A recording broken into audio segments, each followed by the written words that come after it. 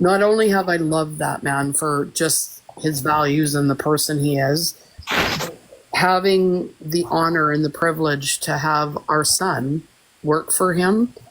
I'll tell you, he's been here for about probably 2.5 weeks.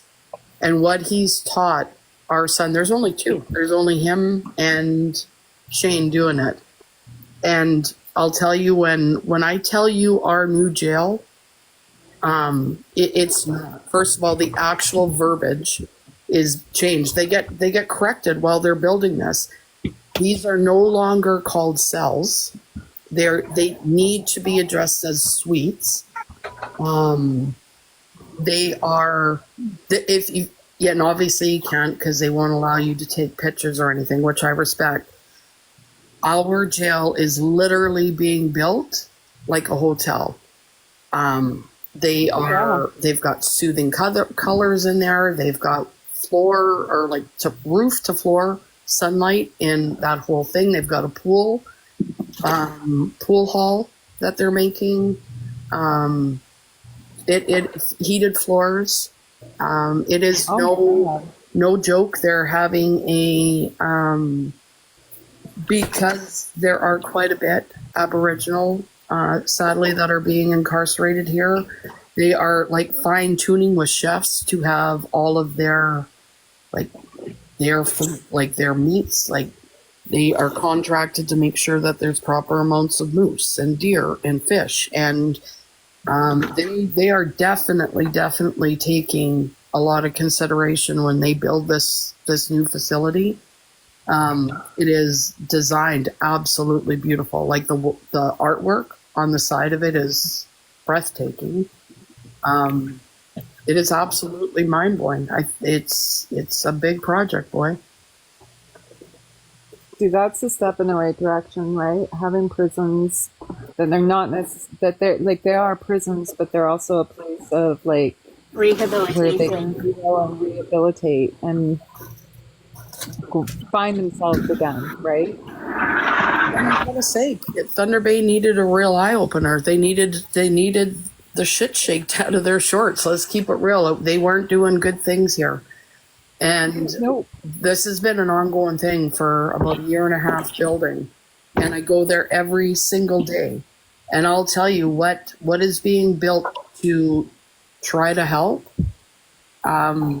You can't knock them. There is definitely not a lack of budget. They've really worked with somebody. Like the landscaping alone, when it's done, is breathtaking. I don't think half of our parks look as beautiful. But it's a huge facility. I think I could be wrong, but I think it's close to 300 beds. It's wow. Not beds. That was the wrong word because it's not a hospital. Yeah. These suites, and I'm not being ignorant. They are not called cells anymore. You cannot call them it. They have to be addressed as cells, and they're taking a lot, like the high-end mattresses. It's no joke. Well, treating them like humans is a good start, right? Exactly. I think they're taking a real huge, like they did a 360. I think they realize that how they have incarcerated and how that's gone is definitely not deterring or anything. No. So they are definitely making huge improvements. I'll give credit where credit is due. I'm actually really glad to hear that. I was reading an article yesterday regarding that tiny home encampment that they're doing, or they're doing some kind of like for the homeless and stuff like that, some kind of encampment, right? And there's a lady who lives right beside it, and she's very concerned about like the safety and all that stuff. And they said that they're going to put a fence around it or whatnot. I don't know. You know what? I couldn't understand that at all. I know right from watching it, it was, hey, this is a great deal, a great idea, but just not in my backyard. In my opinion, their first place that they chose to put it, where basically Tent City, one of our biggest tent cities are, it seemed the most safest and or I don't know. It seemed, but the business people put a run on it. That woman that did the interview, she got just cause, and everything she said, I have to support her because that waterway has already taken a minimum of 5 lives. So I don't understand. When they popped it up on us at our last council meeting, it was like,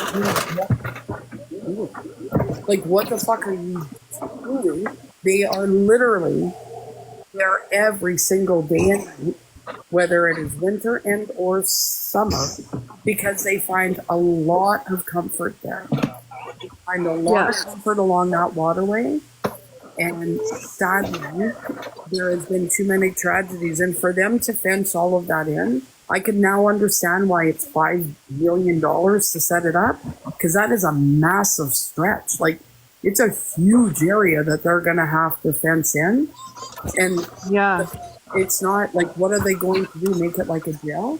Because if they just put 4 and 5 foot barbed wire fences up, it's not going to stop them. Like, what's stopping them from crawling over it or walking down the sidewalk and coming up the other side? Like, to me, it's definitely not being thought out safety-wise at all. Yeah, from what I was reading, like, her concerns were legit, most definitely legit.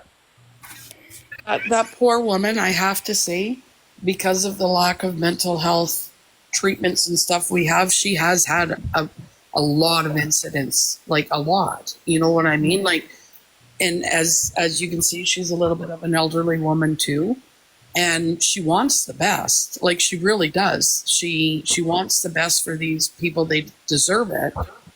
But this is just not a safe thing. Like, it goes literally down the waterway and bang into the breakwater of Lake Superior. Like, the most dangerous. Oh, yeah, that's dangerous. You know what I mean? Like, and I said to one of the local politicians here, I said to them, why haven't you removed the LPH? There is so much landscape up there. You cannot go back into that building with the amount of asbestos.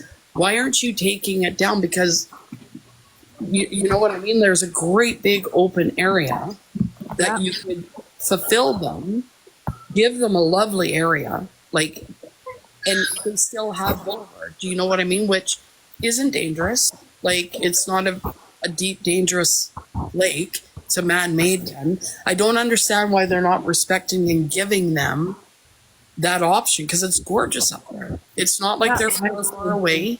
You make, and if there's services they need, you have our bus. We have a bus that gets everybody there, and that I don't understand that. It is safe, beautiful, it's respectful. They have their own area that they can live a happier life. It seems like a no-brainer, but this waterway setup just dumbfounds me. It makes no sense. It's wrong. I hate to interrupt your ladies' conversation, but I'm going to shut down at 1:30. So. Okay. No, I agree. I definitely agree. I've wondered that myself. Like, why don't they like get rid of the LPH, make that into, I don't know, like my first thought used to be like geared to income housing or something along those lines. But if it helps with like the homeless and reduces the tent cities and stuff like that, that would be an excellent place to do that. And they're going to have a lot of landscape too, because they aren't going to be able to facilitate the old DJ. It too needs to be destroyed. And I believe this is why they've made room, but they still aren't in there. It's horrible. I was talking to my dad yesterday about it. We were just yapping at the hospital, and he had been at our DJ many times with his career. And he said even back then when he came onto the force, it was a disgusting, gross dungeon. So there is another huge piece of landscape. Like, I'm not saying put them in there. I'm not saying convert it and put people. They shouldn't have to live like that. Knock this shit down. You've got all kinds of landscape to be able to facilitate these. Yeah. little homes. You know what I mean? And it's actually Never, like it ever. is a really pretty area. Like it's not. It's a nice area, and like you said, the bus route goes right there. It's right there. But I'm gonna skedaddle, you guys. I just saw the time. I've got to pick Carter up from work. So I will see you guys later. Have a good one, Mama. Thanks for hanging out. Have a good day, Mama. You guys, I'll talk to you soon. Love you too. Yeah, Abby, I'm gonna drop too. I love you. Yeah, you're gonna drop in. You're gonna close the live in 5 minutes anyway. So Yeah. Oh, we'll talk to you guys later. everyone have a good Sunday.